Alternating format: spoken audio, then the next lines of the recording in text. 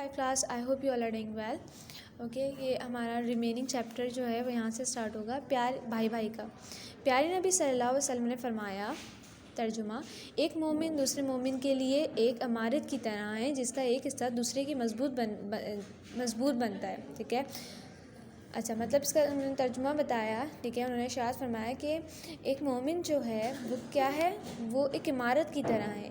ٹھیک ہے، کہ جس کا ایک حصہ دوسرے کو مضبوط بناتا ہے. مطلب آپس میں مل کر جو کیا بنتا ہے، ایک مضبوط چیز بنتی ہے. پھر آپ صلی اللہ علیہ وسلم نے اپنی انگلیوں کو ایک دوسرے میں ڈال کر مضبوط گرہ لگا دی. جیسے آپس میں یہ انگلیاں ہیں، ٹھیک ہے، انہیں یوں کر دیا جائے تو کیا ہوتی ہیں، آپس میں مضبوط ہو جاتی ہیں. اس طرح سے انہوں نے یہ اگزامپل کر کے دکھائی.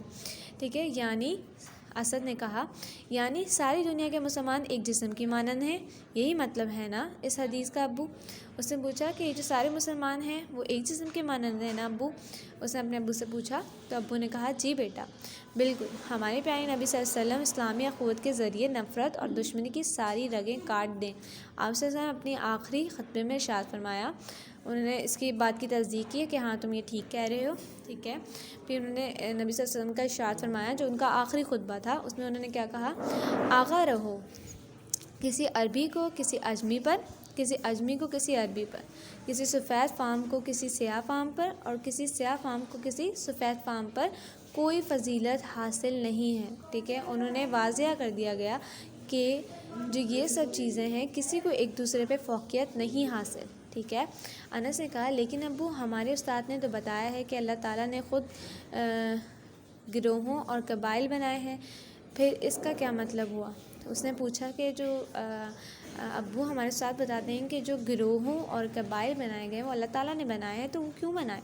ٹھیک ہے، ابو نے کہا، بالکل اللہ تعالیٰ نے گروہوں اور قبائل بنائے ہیں، لیکن ساتھ ہی اس کی وجہ بھی بتا دی ہے. ٹھیک ہے، اس کے ساتھ وضاحت بھی دی ہے کہ کیوں بنائے. ترجمے میں کہ اے لوگوں، حقیقت یہ ہے کہ ہم نے تم سب کو ایک مرد اور ایک عورت سے پیدا کیا ہے اور تمہیں مختلف قوموں اور خاندانوں میں اس لیے تقسیم کیا ہے تاکہ تم ایک دوسرے کی پہچان کر سکو.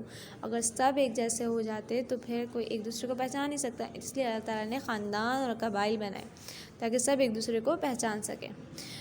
ہے یعنی اللہ تعالیٰ نے یہ قوموں اور خاندانوں کی تقسیم صرف تعارف یا پہچان کے لیے کی ہے، ورنہ دوسری طرف تو پیارے نبی صلی اللہ علیہ وسلم نے ارشاد فرمایا ہے، مسلمان کا بھائی ہے، اسے چاہیے کہ مسلمان بھائی پر ظلم نہ کرے، نہ اس کی مدد کرنا چھوڑے اور نہ اسے حقیر سمجھے. ٹھیک ہے، پھر فرمایا، آدمی کے برا ہونے کے لیے اتنا کافی ہے کہ وہ اپنے مسلمان بھائی کو ذلیل سمجھے. ٹھیک ہے، انس نے کہا، بھائی آپ یہ واسکٹ لے لیں، میں کچھ اور پہن لیتا ہوں. ٹھیک ہے، فوراً جو انس نے سٹارٹ کیا تھا کہ میں یہ واسکٹ پہنتا ہوں، اس نے فوراً اپنے بھائی کو بولا کہ تم یہ واسکٹ لے لو بھائی، میں کچھ اور پہن لوں گا. ٹھیک ہے، اسد نے کہا، نہیں، اب یہ واسکٹ تمہاری ہے، میں تو ویسے بھی کپڑے پہن ہی چکا ہوں. ٹھیک ہے، تو اسد نے کہا، نہیں، یہ واسکٹ تم پہن لو کیونکہ میں تو یہ پہلے ہی کپڑے پہن چکا ہوں. ابو نے کہا، شاباش بیٹا، یہی جذبہ اخوت انشاءاللہ ہمیں ایک ہونے میں مدد دے گا اور کوئی دشمن ہماری طرف کبھی میلی آنکھ سے نہیں دیکھ سکے گا. ٹھیک ہے، ابو نے ان کی بات پہ داد دی کیونکہ وہ فوراً ابو کی بات سمجھ گئے جو انہوں نے سمجھانا چاہا اخوت کا چیپٹر. ٹھیک ہے، کہ اخوت کیا ہوتی ہے، آپس میں وہی چیز پسند کرنا دوسرے بھائی کے لیے جو خود آپ اپنے لیے چیز پسند کرتے ہو. اوکے، اللہ حافظ کلاس.